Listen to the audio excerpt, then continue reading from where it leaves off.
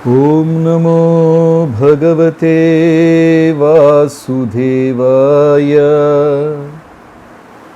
नारायणं नमस्कृत्य नरं चैव नरोत्तमं देवीं सरस्वतीं व्यासं ततो जयमुदीरये। हे कृष्ण करुणा सिन्धो दीनबन्धो जगत्पते गोपेश गोपिका कान्त राधा कान्त नमोस्तुते। तप्त काञ्चन गौरांगी राधे वृन्दावनेश्वरी वृषभानुसुते देवी प्रणमामि हरिप्रिये। जय श्री कृष्ण चैतन्य प्रभु नित्यानंद श्री अद्वैत गदाधर श्रीवासदि गौरभक्त वृंदा। हरे कृष्ण कृष्ण कृष्ण हरे हरे, हरे राम राम राम हरे हरे। ஹரே கிருஷ்ணா. அனைத்து பக்தர்களுக்கும் என் மிக பணிவான வணக்கம். இன்றைய தலைப்பு அஹோபிலம். நிறையா பக்தர்கள் அஹோபில யாத்திரை போகிறீங்க. அப்போ இன்றைய தலைப்பு அஹோபிலத்தை பற்றி. நரசிம்ம பகவான் உடைய லீலைகள் நடந்த இடம்.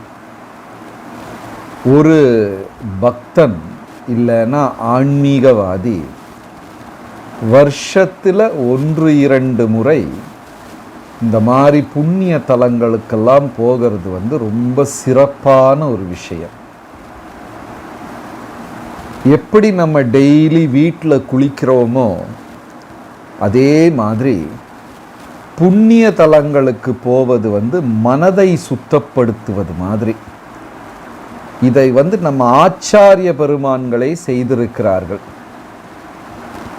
நிரந்தரமாக புண்ணிய தலங்களுக்கு செல்லுவது, காஷி, கயா, விருந்தாவனம், அயோத்தியா இந்த மாதிரி இடங்களுக்கெல்லாம் போய் பகவானை நினைத்து பகவானுக்கு தொண்டு செய்வது ரொம்ப ரொம்ப சிறப்பான விஷயம். ஏன்னா இந்த மாதிரி நம்ம பயணம் போகும்போது வாழ்க்கையின் சூழல்லிருந்து கொஞ்சம் நம்ம மாறி நிற்கிறோம். பகவானை பற்றி நினைக்கக்கூடிய வாய்ப்புகள், அவருடைய நாமத்தை ஜபம் செய்யக்கூடிய வாய்ப்பு அதிகமாக இருக்கும். அதனால் இந்த மாதிரி வருஷத்துக்கு 1 முறை 2 முறை எல்லாம் புண்ணிய தலங்களுக்கு தீர்த்த யாத்திரை செய்வது ரொம்ப முக்கியம். சிலவங்க அங்கே நான் போயிருக்கேன், இது நான் பார்த்துருக்கேன், அதை நான் பார்த்துருக்கேன் அப்படின்னு சொல்லுவாங்க. புண்ணிய தலங்களுக்கு நம்ம பார்த்துருக்கிறோமா அப்படிங்கிறதுக்காக போகிறது கிடையாது. இப்போ சில பக்தர்கள்லாம் வருடம் பிருந்தாவனத்துக்கு போவாங்க. அவங்க யோசிக்க மாட்டாங்க, பிருந்தாவனம் தானே நான் பார்த்தாச்சு அப்படி யோசிக்க மாட்டாங்க. மறுபடியும் அந்த புண்ணிய தலங்களுக்கு போகும்போது எப்படின்னா தாமரை பூவின் இதழ்களை திறக்கிறது மாதிரி ஒரு முறை நம்ம அங்கே போகும்போது புது அனுபவம், புது ரியலைசேஷன் இதெல்லாம் நமக்கு இருக்கும். ஆன்மீகமாக உயர முடியும், பகவானுக்கு பக்கத்தில் நெருங்க முடியும். இதில் சில பக்தர்கள் கடுமையான விரதம் இருப்பாங்க. ஏன் அப்படின்னா உடலுக்கு பசி போடுறது அப்படின்னா அது தவறான வேற எந்த சிந்தனையும் வராது. உங்களுக்கு காய்ச்சல் வந்திருக்கும் போது பாருங்க, தவறான சிந்தனைகள்லாம் வராது. பொய் பேசணும், ஏமாத்தணும் அப்படியெல்லாம் தோணாது. காய்ச்சல் இருக்கும்போது எப்படா ஓய்வெடுக்கலாம் என்று மட்டும்தான் சிந்தனை வரும். அதே மாதிரி தவம் இருக்கும் பொழுது உடலின் தேவைகள் குறையும். இப்ப ஏகாதசிக்கு விரதம் இருக்கிறது. ஏகாதசிக்கு விரதம் எப்படி? கொஞ்சம் பால், கொஞ்சம் பழங்கள் மட்டும் சாப்பிட்டு உடலின் தேவைகளை மிக குறைவாக எவ்வளவு குறைக்க முடியுமோ குறைத்து விட்டு பகவானை தியானம் செய்வது. சிலவங்க ஏகாதசிக்குன்னு சொல்லி மலை மாதிரி சாப்பிடுவாங்க. அது ஏகாதசி விரதம் கிடையாது. உடல் தேவைகளை எவ்வளவு குறைக்க முடியுமோ அவ்வளவு குறைத்து கொள்ள வேண்டும். அந்த மாதிரி புண்ணிய தலங்களுக்கு போய் தவம் இருக்கும் பொழுது வேற எந்த சிந்தனையும் வராது. இப்போ அஹோபிலம் எடுத்துக்கிட்டிங்கன்னா, மலைக்கு மேலே ஏறிட்டிங்கன்னா டாக்ஸி கிடையாது, ஆட்டோ ரிக்ஷா கிடையாது, ஒன்றும் கிடையாது. பாதி வழி ஏறி திரும்பி வரணும்னா லிஃப்ட் கூட கிடையாது. கிருஷ்ணா கிருஷ்ணா நரசிம்மான்னு கத்தி ஏதாவது ஒன்னா மேலே ஏறணும், இல்லைன்னா கீழே இறங்கணும். சும்மா ஜபம் செய் அப்படின்னு சொன்னா மனிதர்கள் ஜபம் செய்ய மாட்டாங்க. 2 பேர் ஓடுறாங்க. ஒருத்தர் சும்மா ஓடிக்கிட்டு இருக்கிறாரு, இனி ஒருத்தரை நாய் துரத்துது ஓடிக்கிட்டு இருக்கிறார். இந்த 2 பேர்ல யாரு உண்மையா ஓடுவாங்க? சும்மா ஓடுறவரா, நாய் துரத்தும் போது ஓடுறவரா? நாய் துரத்தும் போது ஓடுறவர் தான் உண்மையா ஓடுவர். அதே மாதிரி ஆன்மீக தவம் இருக்கும் இடங்கள் தான் இதெல்லாம். அஹோபில மலை இந்த மாதிரி ஏறிட்டிங்கன்னா ஒன்னா மேலே போகணும், இல்லைன்னா கீழே வரணும். நடுவில் வச்சு எந்த உதவியும் கிடைக்காது.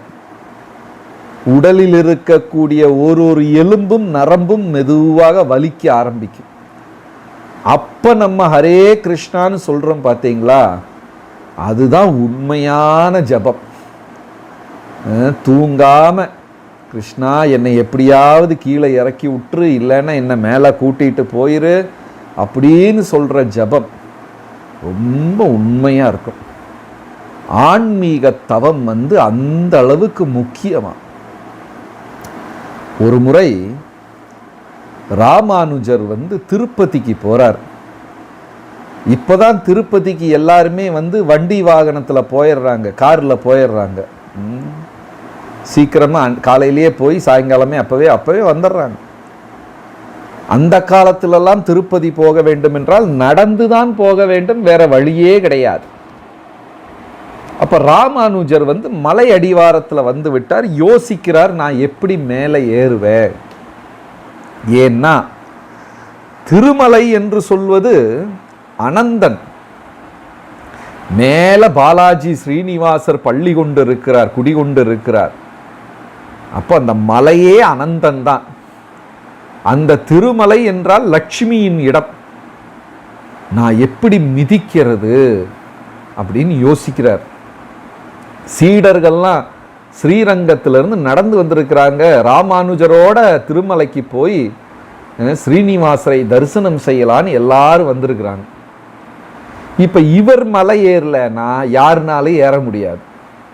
எல்லாரும் ரொம்ப கவலையா இருக்கிறாங்க. அப்ப பக்தர் சொல்றாங்க, நீங்க மேலே ஏறினாதானே எல்லா பக்தர்களும் ஏறுவாங்க, சந்தோஷமா இருக்கு. இவர் ரொம்ப நேரம் யோசிச்சுட்டு என்ன செஞ்சாராம், காலால் மிதிக்க எனக்கு யோக்கியதை இல்லை என்று சொல்லி முட்டி போட்டுக்கிட்டு மலை ஏறாராம். திருப்பதி மலையை ராமானுஜர் மண்டியிட்டு முட்டியிட்டு மேலே ஏறார். பார்த்த பக்தர்கள் கண்ணில எல்லாம் ரத்தம் நீராக வழிய ஆரம்பித்து விட்டது. அப்போ திருமலை நம்பி என்று மாபெரும் ஆச்சாரியர், சைலபூர்ணா அப்படின்னு அவருக்கு பேர். அவர் ராமானுஜரின் குரு. அவர் மலைக்கு மேல இருந்து கீழே வர்றாரு. ராமானுஜர் மண்டியிட்டு ஏறாரே அப்படின்னு. அவர் குருவாக இருந்து கூட இவ்வளவு பெரிய ஆச்சாரியர், தூய பக்தியர் முட்டி போட்டுக்கிட்டு வர்றாரேன்னு சொல்லி பிரசாதம் எடுத்துக்கிட்டு வர்றார்.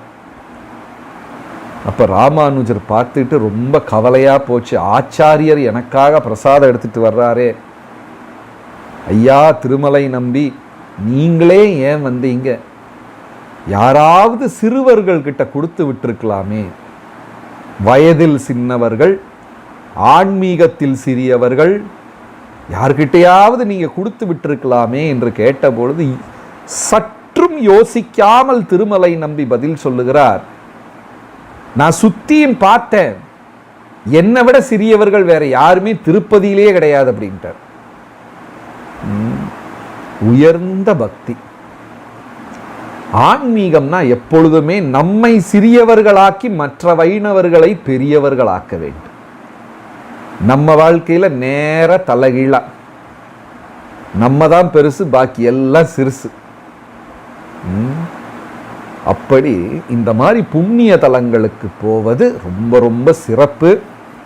இப்ப நம்ம அகோபிலம் போறோம். இது ஒரு மலைத்தொடர், கிழக்கு மலைத்தொடர்.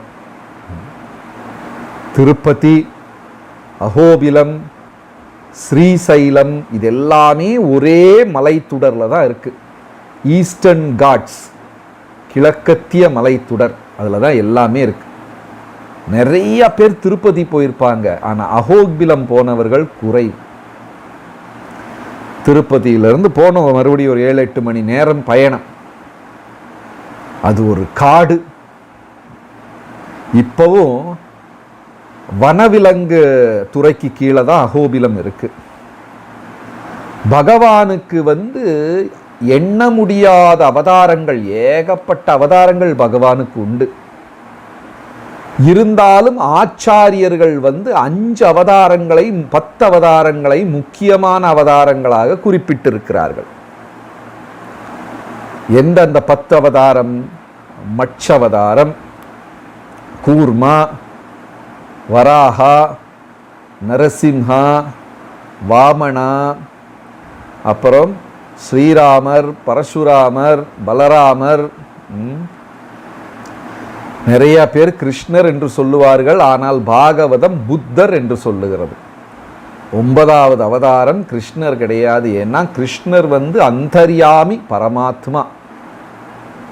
புத்தரை 9வது இடத்துல பாகவதம் சொல்லுகிறது, 10வது கல்கி.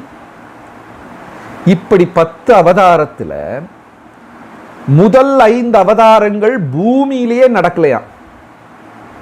மச்ச, கூர்ம, வராக, நரசிம்ஹ, வாமனா, இந்த 5 அவதாரங்கள் பூமியில வரவே இல்லை. வேற ஏதேதோ வேற்று கிரகங்களில் நடந்திருக்கின்றன. அடுத்த 5 தான் பூமியில. ராமர், பரசுராமர், பலராமர் இவங்க தான் பூமியில. முதல் 5 பேர் பூமியில கிடையாது. அதனால இந்த அவதார தலங்களை தரிசனம் எடுக்கும் வாய்ப்பும் நமக்கு கிடையாது. இந்த நரசிம்மர் அவதாரம் எடுத்த பொழுது கருடனால் அங்க போக முடியல. பாகவதத்தில் விளக்கி இருக்காங்க, நரசிம்ம அவதாரம் அவ்வளவு உக்கிரமாக, ரூக்ஷமாக இருக்கு, உக்கிரமா இருக்கு. நீங்க இந்திய நாட்டிலேயே பெருநாட்டிலேயே பார்த்தீங்கன்னா நிறைய நரசிம்மர் கோயில் இருக்கு. ஆனா எல்லா இடத்திலையுமே சாந்த நரசிம்ஹா, லக்ஷ்மி நரசிம்ஹா, இந்த மாதிரி நரசிம்மர் ஆலயங்கள் தான் அதிகமாக இருக்கிறது. உக்ர நரசிம்மர் எங்கேயுமே கிடையாது. உக்ர நரசிம்மரை எல்லாம் வச்சு வழிபட மாட்டாங்க. ஏதாவது தப்பு தண்டா நடந்தது, கோயிலையே எரிச்சுட்டுருவார் அவர். இஸ்கான் இயக்கத்தின் தலைநகரமான மாயாப்பூர்ங்கிற இடத்துல உக்ர நரசிம்மர் இருக்கிறார். அப்படியே ஒரு கல்லுல இருந்து அப்படி ஒரு 8 கையெல்லாம் வச்சு அப்படி நிற்பார், பயமா இருக்கும். இவரை நம்ம கும்பகோணம் பக்கத்துல சுவாமி மலையில தான் செஞ்சாங்க. தமிழ்நாட்டில் தான் அந்த சிலையை செதுக்கினார்கள். கும்பகோணம் பக்கத்துல சுவாமி மலை, அங்கதான் இந்த நரசிம்மரை செய்தார்கள். அது யார் செய்தாங்க?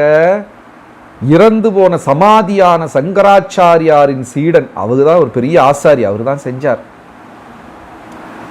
ஆனா இந்த விக்கிரகங்கள் செய்யும் பொழுது ஒரு சிறு விஷயம் இருக்கு. என்னன்னா, கண்ணை கட்டி விடுவார்கள். எந்த விக்கிரகத்தை செதுக்கினாலும் கண்ணை கட்டி விடுவார்கள், கண்ணை திறக்க மாட்டாங்க. எந்த கோயிலில் பிரதிஷ்டை செய்கிறார்களோ அந்த கோயிலில் எடுத்துட்டு போனதுக்கு அப்புறம்தான் அர்ச்சகர்கள் அங்க அதன் கண்ணை திறப்பார்கள். அது ஒரு சடங்கு. கண்ணை திறக்கும் பொழுதுதான் பகவான் அந்த விக்கிரகத்திற்குள்ள வர்றாரு அப்படின்னு சொல்றாங்க. அந்த சடங்குக்கு நேத்ர உன்மிலினம் அப்படின்னு பேர். கண்ணை திறக்கும் சடங்கு. இந்த ஆசாரி ஸ்தபதி என்ன பண்ணார், அவ்வளவு அழகா அந்த விக்கிரகத்தை செதுக்கிட்டார். கற்சிலையை உருவாக்கி கோயில்காரங்கிட்ட சொல்லாம அவரே நண்பர்களை எல்லாம் அழைத்து வந்து பாருங்க எவ்வளவு நல்லா வந்திருக்கு. அவருக்கே வியப்பா இருந்துதான், அந்த சிற்பிக்கே வியப்பா இருந்துதான். நண்பர்களை எல்லாம் கூப்பிட்டு வாங்க வாங்க வந்து பாருங்கன்னு சொல்லி என்ன பண்ணிட்டார் மனுஷன், கண்ணை திறந்து காமிச்சிட்டார். அப்படி செய்யக்கூடாது. எப்பொழுது பிரதிஷ்டை செய்கிறார்களோ அப்பொழுதுதான் விக்கிரகத்தின் கண்ணை திறக்க வேண்டும். அடுத்த நாளைக்கு நைட்டு தூங்கிட்டு இருந்தார். கண்ணை திறந்து என்னென்னமோ சத்தம் வெடிக்குது, அது இது. இந்த சிற்பி ஓடி போய் பார்க்கிறாரு. ஒரு ஓலை கொட்டகைக்கு கீழே தான் இந்த கல் சிலை செதுக்கி கொண்டிருந்தார்கள், பெரிய கூரை எல்லாம் போட்டு. அந்த கூரை முழுவதும் எரிந்து கொண்டிருக்கிறதா, பக்கத்தில் இருக்கிற பொருள் எல்லாம் எரிந்து கொண்டிருக்கிறது. பயந்தே போன சிற்பி என்ன பண்ணாரு, இஸ்கான் தலைமையகத்துக்கு போன் பண்ணி, அதாவது இது 1986 நடந்த கதை. இஸ்கான் தலைமையகம் மாயப்பூருக்கு போன் பண்ணி எவ்வளவு சீக்கிரம் முடியுமோ வந்து உங்க நரசிம்மரை கொண்டு போங்க, இங்க எல்லாம் எரிச்சுக்கிட்டு இருக்கிறார் அவர் அப்படின்ட்டாங்க. அப்படி அந்த நரசிம்மரை கொண்டு போய் மாயப்பூர்ல பிரதிஷ்டை பண்ணாங்க. இன்னைக்கு இந்திய நாட்டிலேயே 2-3 இடங்களில் தான் உக்ர நரசிம்மர் இருக்கிறார். உக்ர நரசிம்மரை வைத்து வழிபட யாருக்குமே தைரியம் வராது. எல்லாருமே லட்சுமி நரசிம்மர், சாந்த நரசிம்ஹா, யோக நரசிம்ஹா, பிரகலாத வரத நரசிம்ஹா, இப்படிப்பட்ட நரசிம்மரை தான் பிரதிஷ்டை செய்வார்கள். ஏன்னா உக்ர நரசிம்மரை பிரதிஷ்டை பண்ணி ஏதாவது தப்பு தண்டா நடந்தது மொத்தத்தை எரிச்சு விட்டுருவார் அவர். அப்போ எப்படி இந்த லீலைகள் பூமியில் நடக்கவில்லை என்றால் அப்புறம் எப்படி அகோபிலம் வந்தது? அது ஒரு அழகான கதை. நரசிம்மர் இரண்யனை கொல்லும் பொழுது அப்படியே தலையெல்லாம் அந்த சிங்கத்தின் முடி, சிங்கம் பார்த்துருக்கீங்களா? ரொம்ப அழகா இருக்கும், ஆண் சிங்கம். விலங்குகள்ல ஏன் தெரியல, எல்லாமே ஆண் வர்க்கத்துக்கு தான் அழகு அதிகம். மயில் எடுத்துக்கோங்க, ஆண் மயில் அழகா தோகையெல்லாம் நீளமா இருக்கும். பெண் மயிலுக்கு தோகை கிடையாது, ஆண் மயிலுக்கு தான் தோகை. சிங்கத்தை எடுத்துக்கோங்க, ஆண் சிங்கத்தில் அப்படி தலையெல்லாம் அப்படி முடி, அப்படி தலையாட்டினா முடியெல்லாம் அப்படி இப்படி இப்படி போகும், அவ்வளோ அழகா இருக்கும் பார்க்க. விலங்குகள்ல பறவைகள்ல எல்லாமே ஆண்களுக்குத்தான் அழகு அதிகம். மனுஷனை படைக்கும் போது கடவுள் என்ன யோசிச்சாருன்னு தெரியல, திருப்பி போட்டார். அங்க மட்டும் ஏதோ வேறுபாடு வந்து விட்டது. அப்ப நரசிம்மர் பிரகலாதனை விட 120 மடங்கு பெருசா இருக்கிறார். இரண்யனை விட 120 மடங்கு. இரண்யன் முன்னாடி நரசிம்மர் முன்னாடி பாயும் பொழுது ஒரு ஈசல் பாய்வது போல் இருந்ததா. நரசிம்மர் தன் கை நகங்களால் ஆயிரக்கணக்கான அரக்கர்களை கொன்று விட்டார். இந்த கத்தி துப்பாக்கி எல்லாம் எடுக்கல, நகத்தாலே கொன்னுட்டார். 1000 பேர், 1000 அரக்கர்களை நகத்திலே கொன்னுட்டார். அவரோட சைஸ் என்ன, இரண்யனோட சைஸ் என்ன? இப்ப நம்ம ஒரு ஈசலை கொசுவை பிடிச்சா எப்படி இருக்கும்? 2 விரலுக்குள்ள ஒதுங்கிரும், அவ்வளவுதான் இருக்கும். ஏறக்குறைய இரண்யனும் அப்படித்தான். நரசிம்மரை விட 120 மடங்கு சிறியவனாக இருந்திருக்கிறார். அப்படியே எடுத்து வச்சு மடியில வச்சு நகத்தாலே கிழிச்சிட்டார். கோபம் அனல் பறக்கும், சூரிய கோட்டி சமப்பிரபா, கோடிக்கணக்கான சூரியன்களுக்கு நிகராக அவருடைய தேஜஸ், கோபம். ஏன்? என்னுடைய தூய பக்தனான பிரகலாதனை சீண்டி விட்டான், பிரகலாதனை போய் இவ்வளவு கஷ்டப்படுத்தி விட்டானே இந்த இரண்யன் என்று சொல்லி அவ்வளவு கோபம் நரசிம்மருக்கு. இரண்யனை வயிறை கிழிச்சு இந்த குடல் மாலையெல்லாம் உருவி அந்த குடலையெல்லாம் எடுத்து கழுத்துல மாலையா போட்டுக்கிட்டார். அவ்வளவு கோபம். யாருமே நரசிம்மர் பக்கத்திலேயே போகல. சிவபெருமான், பிரம்மா, தேவர்கள் எல்லாம் தூர தள்ளி தொலைவில் நின்று பேசிக்கொண்டு நீ போப்பா நீ போப்பான்னு யாரும் பக்கத்தில் போக பயப்படுறாங்க. கொஞ்ச நேரத்தில் லட்சுமி தாயாரே நரசிம்மர் இதயத்திலிருந்து மெதுவாக இறங்கி நடந்து போயிட்டாங்க, நாளைக்கு வர்றேன்னு சொல்லிட்டு. ஏன்னா அவங்களுக்கும் அந்த வெப்பம் உக்ரம் தாங்க முடியல. யாருமே நரசிம்மர் பக்கத்தில் போகலை. ஆனா பயமே இல்லாமல் போன ஒரே ஒரு ஆளு பிரகலாதன் தான். பிரகலாதா என்ற வார்த்தையின் பெயர் அனைவருக்கும் ஆனந்தம் கொடுக்கக்கூடியவர் என்ற பெயர். ஆஹ்லாதம் பிரதாயித்தே இதி பிரகலாதா. ஆஹ்லாதம்னா சந்தோஷம், வர்ற எல்லாருக்கும் சந்தோஷத்தை விநியோகம் செய்யக்கூடியவர் பிரகலாதன். அவர் மட்டும் ஒரு தாமர மாலையை கையில ஏந்தி கொண்டு அப்படியே புன்சிரிப்போட புன்னகையோட போறார். நரசிம்மர் அந்த பிரகலாதனை பார்த்த உடனே இந்த கோபமெல்லாம் மறந்து போய் பிரகலாதனை தூக்கி தன் மடியில் உட்கார வைத்து, சிங்கம் எப்படி தன் சிங்கக்குட்டியுடன் அன்பு காண்பிக்குமோ அது மாதிரி அந்த குழந்தைய நக்குறார் நரசிம்மர். மடியில பிரகலாதனை எடுத்து வச்சு நக்கு நக்கு நக்குறார். ஏன்னா சிங்கம், விலங்குகள் அப்படித்தான் அன்பை காட்டும். பிரகலாதா, உனக்கு என்ன வரம் வேண்டும் என்று கேள் என்று கேட்கிறார். அவ்வளவு மனசு குளிர்ந்து போய்விட்டது. என்ன வரம் வேண்டும்? பிரகலாதர் அவ்வளவு தூய்மையானவர் பாருங்க. எனக்கு எது வேணும்னு கேட்கவே இல்லை. இப்போ உங்ககிட்ட கிருஷ்ணர் டிங்குன்னு உங்க ஃப்ரெண்ட்ல உங்களுக்கு என்ன வரம் வேணும் அப்படின்னா ஒரு நிமிஷம் இருங்கன்னு பேப்பர் பேன் எடுத்து ஒரு லிஸ்டா போட்டு கொடுத்துருவோம். பிரகலாதர் என்ன சொன்னார்னா, என் அரக்க தந்தை அறிவில்லாதவன், அறியாமையில் வாழ்ந்து விட்டார், தயவு செய்து அவர்களுக்கு மோட்சத்தை கொடுத்து விடும். எந்த மனிதர் என்னை அந்த அளவுக்கு துன்புறுத்தினாரோ அந்த மனிதருக்கு நன்மை செய்ய வேண்டும் என்ற ஆசை. இத திருவள்ளுவர் அழகா சொல்லி இருக்கிறார். இன்னா செய்தாரை ஒருத்தர் அவர் நாண நன்னயம் செய்து விடல். நமக்கு எந்த அளவுக்கு ஒருத்தன் தீங்கு செஞ்சால் அவன் வெட்கப்படும்படி அவனுக்கு நன்மை செய்ய வேண்டுமா. அதாவது பிரகலாதரின் தலை சிறந்த குணம் என்னவென்றால், அந்த தவறு செய்தவர் இரண்யனை மன்னித்தார். அது ஓகே, பரவாயில்ல. நரசிம்மர் சொல்றார், பிரகலாதா நீ இதெல்லாம் கேட்கவே வேண்டாம் என்கிட்ட. யார் ஒரு மனிதர் ஒரு பரம்பரையில தூய பக்தர் ஆகிறாரோ அவருடைய 3 தலைமுறைகளை நான் காப்பாற்றி விடுவேன். இருந்தாலும் பிரகலாதா நீ கேட்டதுக்காக அந்த 3ஐ 7ஆக மாற்றி தருகிறேன் அப்படின்னா. இப்ப நீங்கள்லாம் தூய பக்தர் ஆயிட்டீங்கன்னா உங்க பரம்பரையிலேயே 7 தலைமுறை காப்பாற்றப்பட்டு விடும். இது நரசிம்மர் பிரகலாதனுக்கு கொடுத்த வாக்கு. ஆனா எந்த தேவர்களும் பக்கத்திலேயே வரல. இதெல்லாம் முடிஞ்சு போச்சு. கருடனுக்கு பெரிய கவலை.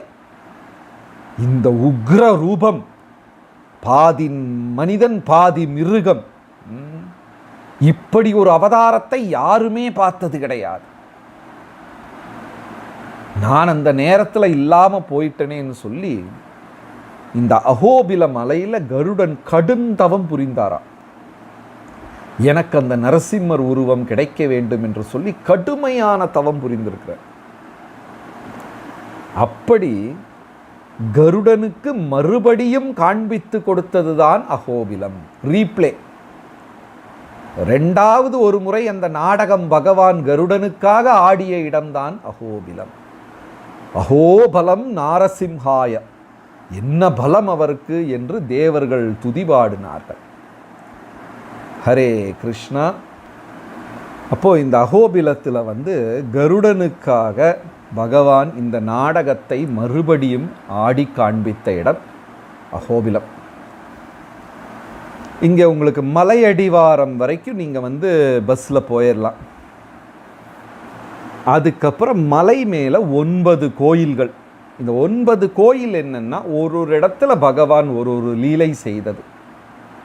மலையடிவாரத்தில் பிரகலாத வரத நரசிம்ஹா, பிரகலாதனுக்கு வரம் கொடுத்த நரசிம்ஹர் மலைக்கு கீழே. மலைக்கு மேலே மாலோல நரசிம்ஹர், அந்த நரசிம்ஹரைத்தான் ஜீயர் எப்பொழுதுமே கொண்டு நடப்பார். மாலோலா அப்படின்னா லக்ஷ்மி தாயார். அங்கே சாந்தமான லக்ஷ்மிக்கு இது கொடுக்கக்கூடிய நரசிம்ஹர். ஏன்னா 24 மணி நேரமும் பகவானுடைய இதயத்திலேயே லட்சுமி தாயார் ஸ்ரீவல்சலத்தில் தங்கி இருந்தால் கூட லட்சுமி தாயாருக்கு பகவான் இந்த சண்டைக்கு போகிறது, போர் புரிவது, சுதர்சன சக்கரத்தை எடுத்து ஆளுகளை வெட்டுறது இதெல்லாம் பிடிக்காது. லட்சுமி தாயாருக்கு அவ்வளவு அமைதியான ஒரு இடம்.